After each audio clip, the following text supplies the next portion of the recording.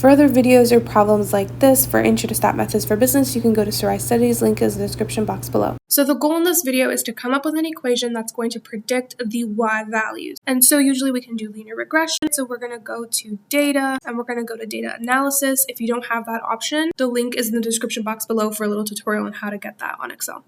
Go down, click on regression. Your y range, you click on here and then you just drag your y's, include the label. For your x, click and then drag your x and then click on labels because you included the labels. Output range is where you want your output. Click on whatever cell. And then I want my residual plots, so I'm going to click on that and then click OK. And then I have a little summary output. An important thing to note is r squared. R squared tells us how good our equation actually is. In other words, it tells us if we chose the right model for this data. In this case, we chose the linear regression model. So a low r squared is telling us that, hey, this is not really the best model for this data. And if we look at the residual plot, we can clearly see that there's some sort of quadratic pattern. You can draw kind of like a parabola. That tells us, hey, we should use the quadratic model. Not only that, but r squared is literally telling us that, hey, this linear regression model is not the best for this data. So what we do is we take the same data and I'm going to grab my y and move it over here and I'm going to create a new column called x squared, quadratics, and all I'm going to do is say equal, take the x, square it, and then drag this down so it repeats for everything else. And then I'm going to perform the summary statistics again, data analysis, regression, click OK.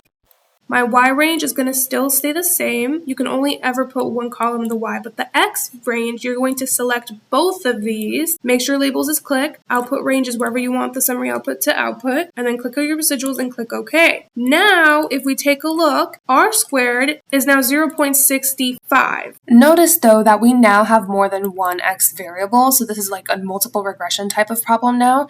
So r squared is actually very sensitive to more than one variable. It actually just increases just by having another variable. So a fairer comparison would be to compare the adjusted r squared with the adjusted r squared of this one, which is still greatly better. Like this is 0.13, this is 0.60. So this means that our model, our equation that we're going to use to predict future y values explains 60% of the variance of the differences in our y values, while this one only explains 13%, right? So the more it can explain, the more our equation can explain, the better it is. And if we compare both graphs here, remember there was a quadratic and then this looks less quadratic. It looks more random, and the more random it looks, we know the better the model is. So in other words, let's say that I want to predict the y value when x is equal to 90. Well, then I need to come up with my equation. So y hat is going to be equal to, remember baby, so bo plus b, and whatever my x is. And then because it's quadratic, we just take our x and we square it.